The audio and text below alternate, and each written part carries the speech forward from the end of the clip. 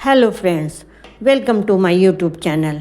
आज मैं आपको प्रेमचंद की कहानी कफन सुनाने जा रही हूँ।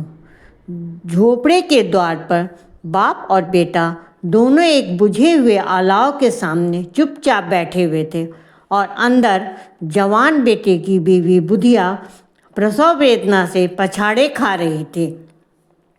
रह रह के उसके मुंह से ऐसी दिल हिला देने वाली आवाज़ निकलती थी कि दोनों कलेजा थाम लेते थे। जाड़े की रात थी, प्रकृति सन्नाटे में डूबी हुई, सारा गांव अंधकार में लय हो गया था। घीसू ने कहा, मालूम होता है बचेगी नहीं, सारा दिन दौड़ते ही गया, जा देख तो आ। माधव चिढ़कर बोला, मरना है ही तो जल्दी मर क्यों नहीं जाती, देख कर क्या करूं, तू तो बड़ा बेदर्द है बे। साल भर इसी के साथ सुख चैन से रहा, उसी के साथ इतनी बेवफाई। तो मुझसे तो उसका तड़पना और हाथ पांव पटकना नहीं देखा जाता। चमारों का कुनवा था और सारे गांव में बदनाम। घिसू एक दिन काम करता तो 3 दिन आराम करता था। माधव इतना कामचोर था कि आधे घंटे काम करता तो घंटे भर चिलम पीता, इसलिए उन्हें कहीं मजदूरी नहीं मिलती थी। घर में मुट्ठी भर भी अनाज मौजूद हो तो उनके लिए काम करने की कसम थी। अब 2-4 फाके हो जाते तो घीसू पेड़ पर चढ़कर लकड़ियाँ तोड़ लाता और माधव बाजार में बेच आता। जब तक यह पैसे रहते दोनों इधर उधर मारे मारे फिरते। गांव में काम की कमी न थी, किसानों का गांव था, मेहनती आदमी के लिए 50 काम थे, मगर इन दोनों को उस वक्त बुलाते जब 2 आदमियों से एक का काम पाकर भी संतोष कर लेने के सिवा और कोई चारा ना था।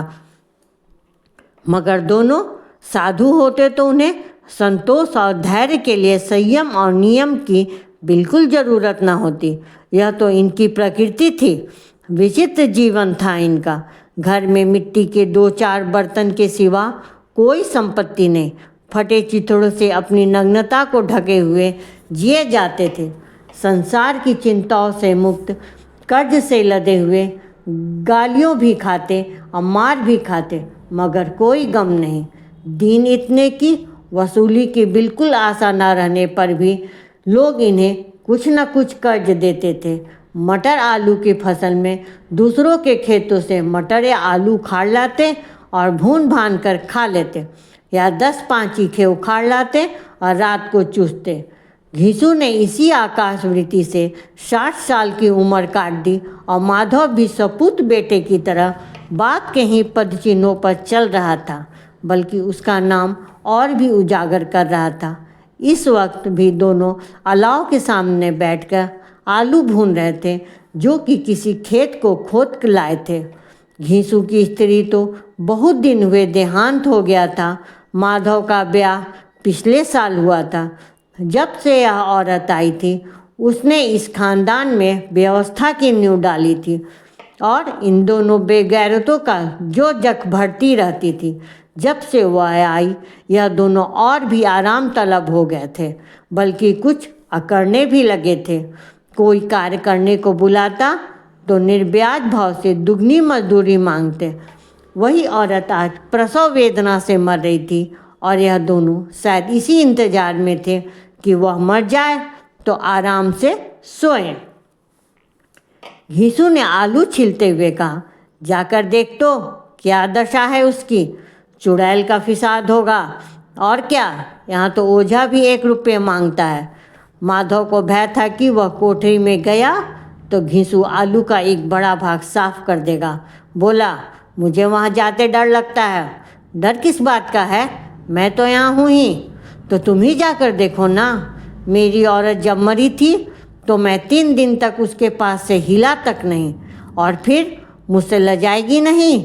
जिसका कभी मुँह ना देखा आज उसका उड़ा हुआ बदन देखूं, उसे तन की सूध भी तो ना होगी। मुझे देख लेगी तो खुलकर हाथ पाँव भी ना पटक सकेगी।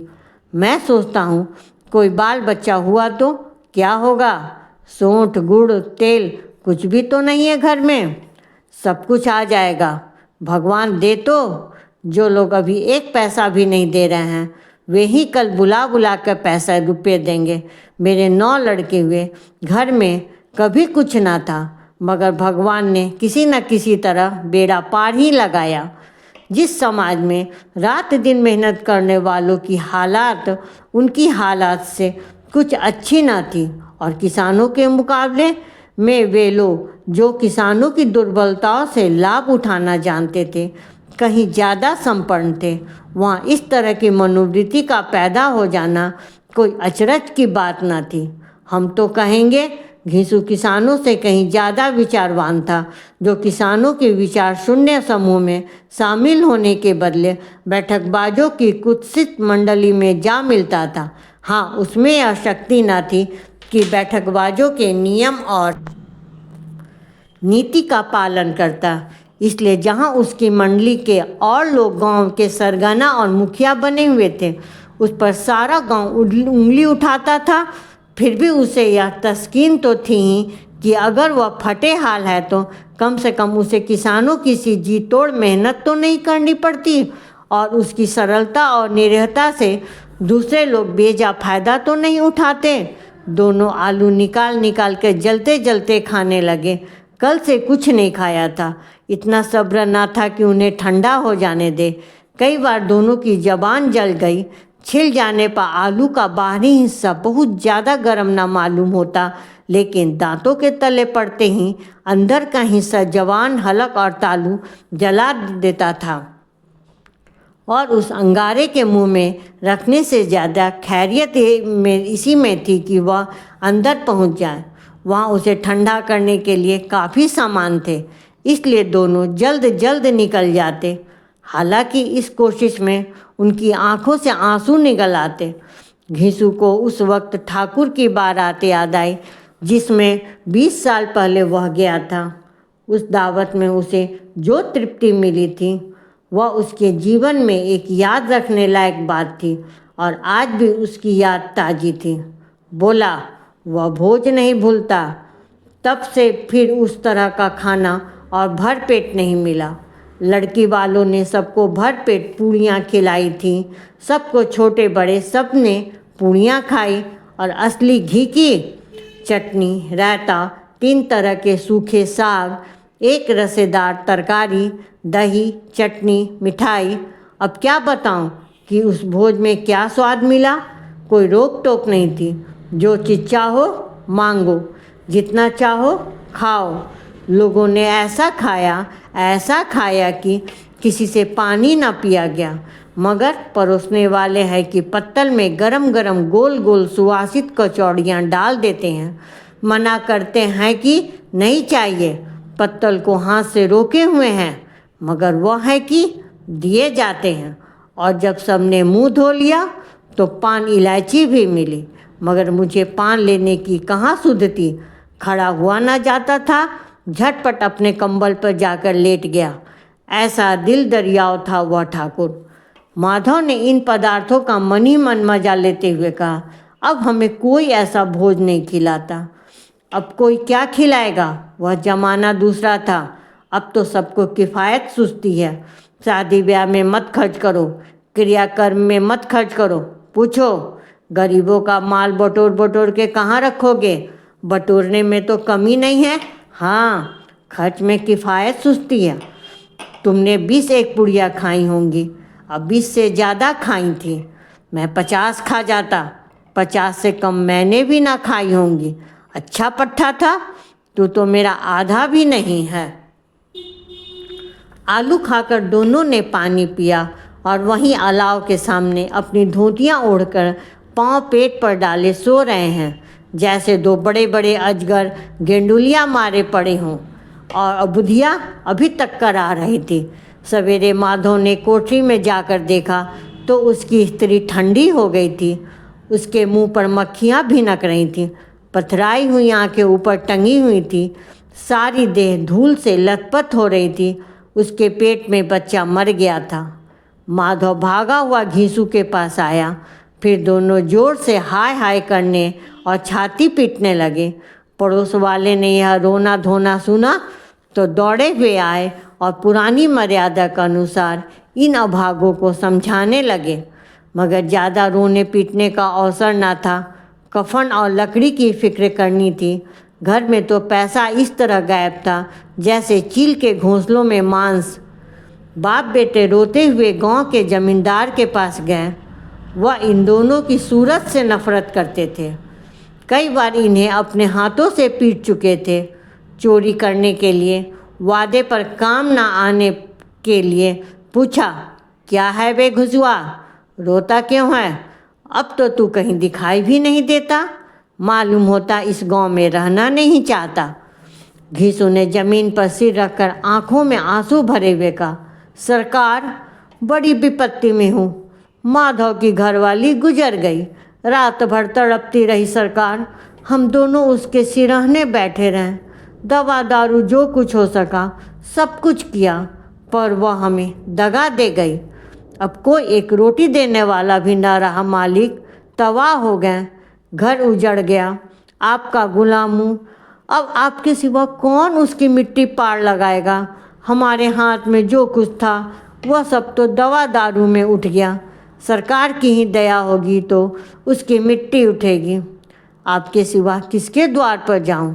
जमींदार साहब दयालु थे, मगर घींसू पर दया करना काले कंबल पर रंग चढ़ाना था। जी में तो आया कह दे, चल दूर हो जा यहाँ से। यूँ तो बुलाने पर भी नहीं आता। आज जब गरज पड़ी तो आकर खुशामद कर रहा है। हरामखोर कहीं का, बदमाश। लेकिन यह क्रोध या दंड का अवसर ना था। जी में कुटते हुए 2 रुपये निकाल कर फेंक दिए, मगर सांत्वना का एक शब्द भी मुंह से न निकला। उसकी तरफ ताका तक नहीं, जैसे सिर का बोझ उतरा हो। जब जमींदार साहब ने 2 रुपये दिए तो गांव के बनिए महाजनों को इनकार का साहस कैसे होता। घीसू जमींदार के नाम का ढिंडोरा भी पीटना जानता था। किसी ने 2 आने दिए, किसी ने 4 आने। 1 घंटे में घीसू के पास 5 रुपये की अच्छी रकम हो गई। कहीं से अनाज मिल गया, कहीं से लकड़ी, और दोपहर को घीसू और माधव बाजार से कफन लाने चले। इधर लोग बांस बांस काटने लगे। गांव की नर्म दिल स्त्रियां आ आकर लाश देखती थी और उसकी बेबसी पर 2 बूंद आंसू गिराकर चली जाती थी। बाजार में पहुंचकर घीसू बोला, लकड़ी तो उसे जलाने भर को मिल गई। क्यों माधव? माधव बोला, हाँ लकड़ी तो बहुत है, अब कफन चाहिए। तो चलो कोई हल्का सा कफन ले ले। हाँ और क्या, लाशें उठाते उठते उठते रात हो जाएगी। रात को कफन कौन देखता है? कैसा बुरा रिवाज है कि जिसे जीते जी तन ढकने को चीथड़ा भी न मिले, उसे मरने पर नया कफन चाहिए। कफन लाश के साथ जल ही तो जाता है, और क्या रखा रहता है। वही 5 रुपये मिलते तो कुछ दवा दारू कर लेते। दोनों एक दूसरे की मन की बात ताड़ रहे थे। बाजार में इधर उधर घूमते रहे।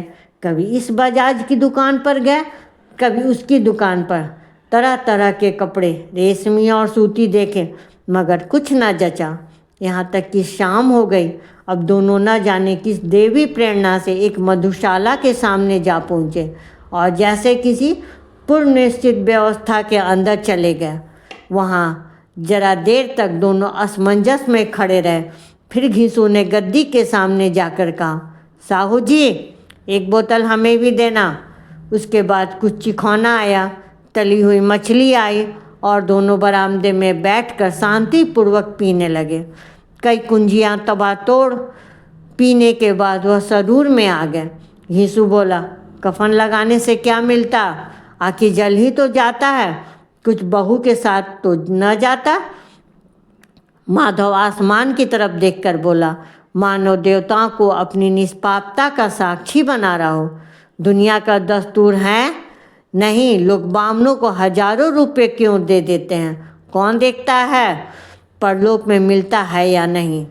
बड़े आदमियों के पास धन है, फूके, हमारे पास फूकने को क्या है। लेकिन लोगों को जवाब क्या दोगे? लोग पूछेंगे नहीं कफन कहाँ है। घीसू हंसा, अबे कह देंगे कि रुपये कमर से खिसक गए, बहुत ढूंढा मिले नहीं, लोगों को विश्वास नहीं आएगा, लेकिन फिर वही रुपये देंगे। माधव भी हंसा इन अनपेक्षित सौभाग्य पर, बोला, बड़ी अच्छी थी बेचारी, मरी तो खूब खिला पिला कर, आधी बोतल से ज़्यादा उड़ गई। घिसू ने 2 सेट पूड़ियाँ मंगाई, चटनी, अचार, कलेजियाँ। शराब खाने के सामने ही दुकान थी। माधव लपक कर 2 पतलों में सारे सामान ले आया। पूरा 1.5 रुपया खर्च हो गया, सिर्फ थोड़े ही रुपये बचे रहे। दोनों इस वक्त शान से बैठे पूड़ियाँ खा रहे थे, जैसे जंगल में कोई शेर अपना शिकार उड़ा रहा हो। ना जवाबदेही का खौफ था, ना बदनामी का फिक्र। इन सब भावनाओं को उन्होंने बहुत पहले ही जीत लिया था। घिसू दार्शनिक भाव से बोला, हमारी आत्मा प्रसन्न हो रही है तो क्या उसे पुण्य ना होगा? माधव ने श्रद्धा से सिर झुका कर तस्दीक की, जरूर से जरूर होगा। भगवान तुम अंतर्यामी हो, उसे बैकुंठ में ले जाना। हम दोनों हृदय से आशीर्वाद दे रहे हैं। आज जो भोजन मिला वह कहीं उम्र भर ना मिला था। एक क्षण के बाद मन में एक शंका जागी। बोला, क्यों दादा, हम लोग भी एक दिन वहाँ जाएंगे ही? घिसू ने इस भोले भाले सवाल का कुछ उत्तर ना दिया। वह परलोक की बातें सोचकर इस आनंद में बाधा ना डालना चाहता था। जो वहाँ हम लोगों से पूछे कि तुमने हमें कफन क्यों नहीं दिया, तो क्या कहेंगे? कहेंगे तुम्हारा सिर। पूछेगी तो ज़रूर, तू तो जानता है कि उसे कफन ना मिलेगा। तू मुझे ऐसा गधा समझता है? 60 साल क्या इस दुनिया में घास खोदता रहा हूँ, उसका कफन मिलेगा और बहुत अच्छा मिलेगा। माधव को विश्वास न आया। बोला, कौन देगा? रुपये तो तुमने चट कर दिए, वह तो मुझसे पूछेगी। उसकी मांग में तो सिंदूर मैंने डाला था। घिसू गर्म होकर बोला, मैं कहता हूँ उसे कफन मिलेगा, तू मानता क्यों नहीं? कौन देगा, बताते क्यों नहीं? वही लोग देंगे जिन्होंने अब की बार दिया। हाँ, अब की रुपये हमारे हाथ ना आएंगे। ज्यों ज्यों अंधेरा बढ़ता था और सितारों की चमक तेज होती थी, मधुशाला की रौनक भी बढ़ती जाती थी। कोई गाता था, कोई डींग मारता था, कोई अपने संगी के गले लिपटा जाता था, कोई अपने दोस्त के मुंह में कुल्हड़ लगा देता था। वहाँ के वातावरण में शरूर था, हवा में नशा। कितने तो यहाँ आकर एक चुल्लू में मस्त हो जाते थे। शराब से ज़्यादा यहाँ की हवा उन पर नशा करती थी।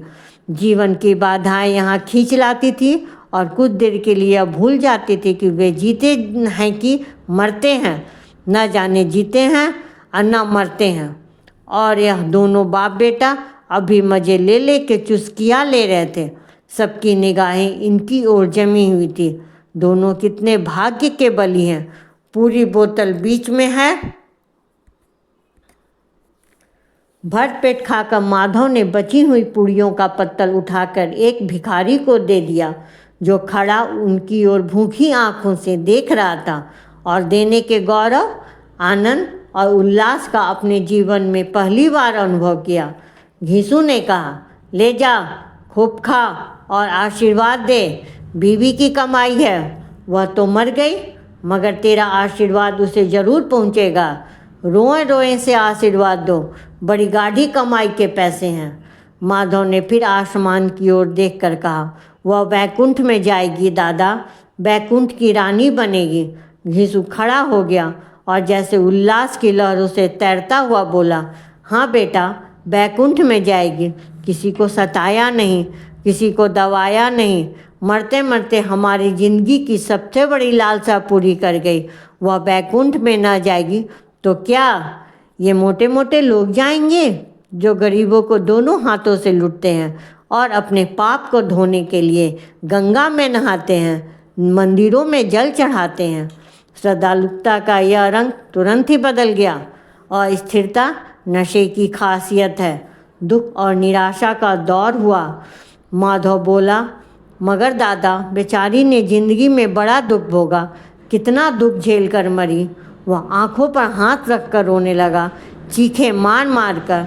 घिसू ने समझाया, क्यों रोता है बेटा, खुश हो कि वह माया जाल से मुक्त हो गई, जंजाल से छूट गई। बड़ी भाग्यवान थी जो इतनी जल्द मोह माया का बंधन तोड़ दिए। और दोनों खड़े होकर गाने लगे, ठगनी क्यों नैना झमकावे, ठगनी क्यों नैना झमकावे। धन्यवाद।